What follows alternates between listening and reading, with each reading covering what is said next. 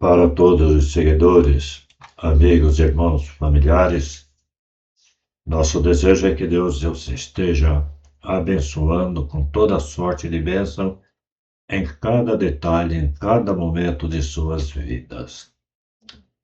Estamos publicando uma série de vídeos sobre a veracidade da Bíblia. Falamos já de muitas coisas, da criação, do juízo, da perfeição de Deus em sua justiça e amor. Já falamos de como o homem pode ser salvo e hoje nós falaremos sobre o novo nascimento. Antes, porém, se você deseja, sente prazer, compartilhe, inscreva-se, pergunte, comente sobre o vídeo. Falando em novo nascimento, por que novo nascimento? Vamos ver se a gente explica. Nós temos o nascimento natural da carne, né?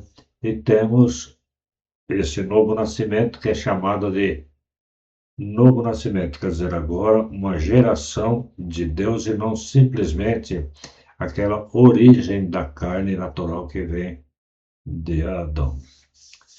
Dois versículos muito citados, porém nem sempre, para falar a verdade, que eles retratam, mas para levar as pessoas a uma aceitação ou decisão por Cristo por sua própria escolha. João 3,16 é um deles, porque Deus amou o mundo para que não todos, todo o que nele crê, não pereça, mas tenha a vida eterna. A palavra-chave do versículo é todo, significa completo, encerrado, nada mais a fazer. Mas é pregado como se fosse todos, fala todo, mas dá um sentido geral de todos, significando que a crença natural em Deus seja a base. Poder ser feitos filhos de Deus, a saber, aos que creem no seu nome. Aí é o versículo 12 do mesmo capítulo. Vejam, receberam, e não diz que o aceitaram, mas a todos quantos o receberam, deu-lhes o poder de serem feitos filhos de homem, de Deus, aliás, a saber, aos que creem no seu nome. Veja, receberam, e não diz que o aceitaram, porque receberam porque é o próprio Senhor que lhes dá o presente, independentemente da vontade humana ou decisão. Um presente irrecusável que ele não tem como recusar. Eles param por aí e não se atentam propositadamente e excluem a sequência que está no versículo 13. Receberam o poder de serem feitos filhos de Deus. Veja o que diz o versículo 13: os quais não nasceram do sangue, nem da vontade da carne, nem da vontade do homem, mas de Deus. Esta interpretação que eles fazem sem o entendimento real da palavra leva ao apelo para a pessoa aceitar a Cristo, se decidir por Cristo. Como já disse, você tem que nascer hoje de novo ou tomar a decisão por Cristo, anulando dessa forma a perfeita justiça e o perfeito amor de Deus. A seguir estes versículos contextualizados com toda a palavra, ele diz o seguinte. Vou ler vários textos aqui para a gente mostrar essa veracidade que falamos. 2 Coríntios 5,17. Pelo que, se alguém está em Cristo, nova criatura é. As coisas velhas já passaram, eis que tudo se fez novo. Agora é uma criatura gerada por Deus. Tito 3,5. Não em virtude de obras de justiça que nós houvéssemos feito, mas segundo a sua misericórdia nos salvou mediante o lavar regenerador e renovação pelo Espírito Santo. Versículo 6. Que ele derramou abundantemente sobre nós, por Jesus Cristo, nosso Salvador. Para que, sendo justificados pela sua graça, fôssemos salvos. Segundo, 1 Pedro 1,22. Já que tendes purificado as vossas almas na obediência à verdade, que leva ao amor fraternal não fingido, de coração amai-vos ardentemente uns aos outros. Tendo nascido, não de semente corruptível, mas de incorruptível pela palavra de Deus, a qual vive e permanece. Versículo 23 de 1 Pedro 1. No versículo 24 do mesmo capítulo, porque toda a carne é como a erva, e toda a sua glória como a flor da erva. Secou-se a erva e caiu a sua flor. 25. Mas a palavra do Senhor permanece para sempre. E esta é a palavra que vos foi evangelizada. João 1,13.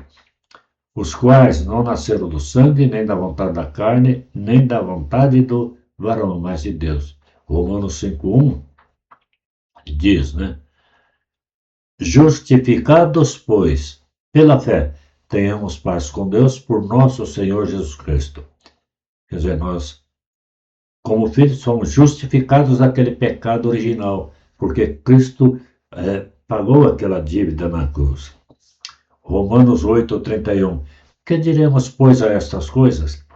Se Deus é por nós, quem será contra nós?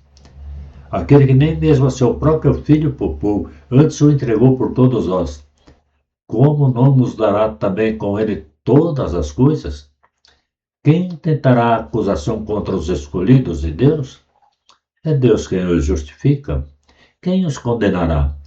Cristo Jesus é quem morreu, ou antes quem ressurgiu dentre os mortos, o qual está à direita de Deus e intercede por nós.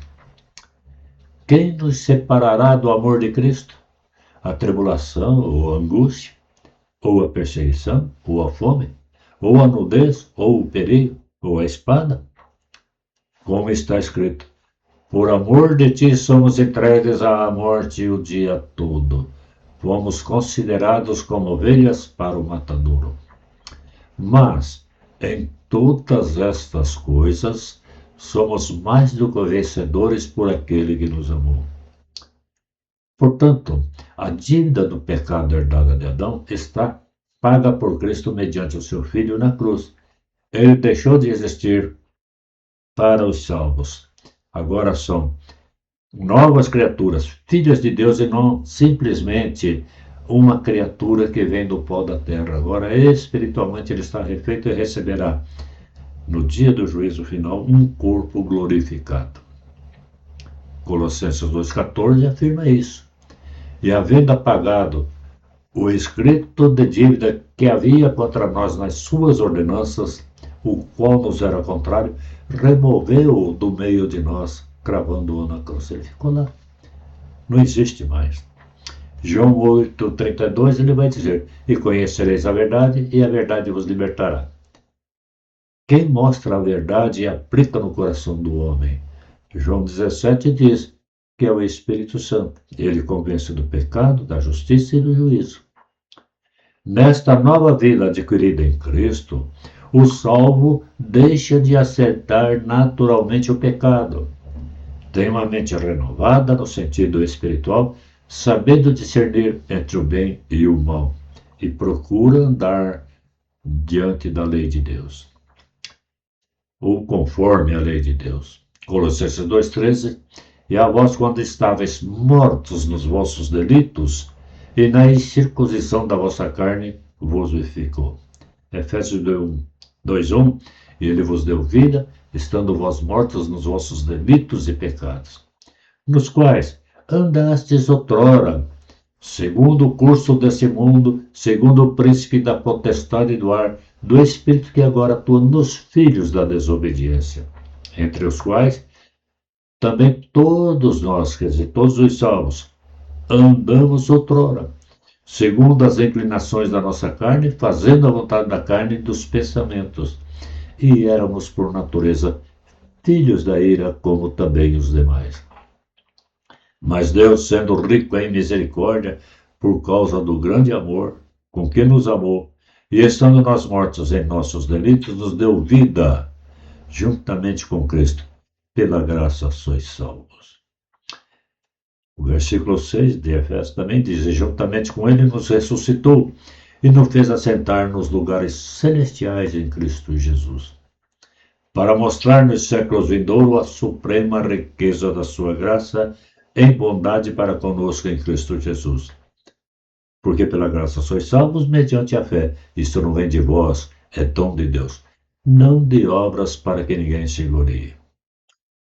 Pois fomos feituras dele, criados em Cristo Jesus para as boas obras, as quais Deus de antemão preparou para que andássemos nela. Portanto, não vem de obras para que nem se glorie. Quando eu aceito, quando eu me decido, quando eu provoco o meu próprio novo nascimento, de quem é a glória? De Cristo que morreu na cruz para me salvar? Ou a glória é minha? Eu aceitei. Deus queria me salvar, mas eu aceitei. Aqueles que não querem aceitar, veja o disparate desta pregação. Vejamos agora o contraste entre Cristo e Adão. Adão cometeu o pecado no Éden. Este pecado é o original que coloca toda a humanidade no inferno. Apocalipse 20:11 diz: e vi um grande trono branco e o que estava sentado sobre ele, de cuja presença fugiram a terra e o céu, e não foi achado lugar para eles. E vi os mortos grandes e pequenos em pé diante do trono, e abriram-se os livros, e abriu outro livro que é o da vida. E os mortos foram julgados pelas coisas que estavam escritas nos livros, segundo as suas obras. O mar entregou os mortos que nele havia, e a morte e o Hades entregaram os mortos que neles havia, e foram julgados, cada um segundo as suas obras. E a morte e o Hades foram lançados no lago de fogo. Esta é a segunda morte, o lago de fogo. E todo aquele que não foi achado inscrito no livro da vida foi lançado no lago de fogo. Não importa se está na igreja, seja evangélica, seja qual for, se não recebeu Cristo doado e aplicado pelo Espírito Santo, não tem. Mas quanto aos medrosos, aos incrédulos e aos abomináveis, e aos homicidas, e aos adúlteros, e aos feiticeiros, e aos idólatras, e a todos os mentirosos, a sua parte será no lago ardente de fogo e enxofre, que é a segunda morte, separação eterna. Isso está em Apocalipse 21:8.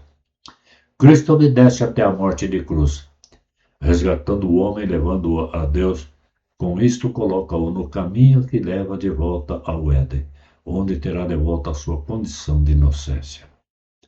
Apocalipse 21:1 diz: e vi um novo céu e a nova terra, porque já se foram o primeiro céu e a primeira terra, e o mar já não existe. E vi a santa cidade, Nova Jerusalém, que descia do céu da parte de Deus, adereçada como a noiva ataviada para o seu noivo. E ouvi uma grande voz dizendo, vinda do trono, que dizia: eis que o tabernáculo de Deus está com os homens, pois eles habitará, e eles serão o povo de Deus, e Deus mesmo estará com eles. Ele enxugará de seus olhos toda lágrima, e não haverá mais morte, nem haverá mais pranto, nem lamento, nem dor, porque já as primeiras coisas são passadas. E o que estava sentado no trono disse: eis que faço novas todas as coisas, e acrescentou: escreve, porque estas palavras são fiéis e verdadeiras. Disse-me ainda: está cumprido. Eu sou o Alfa e o Ômega, o princípio e o fim. A quem tiver sede, de graça lhe darei a beber da fonte da água da vida.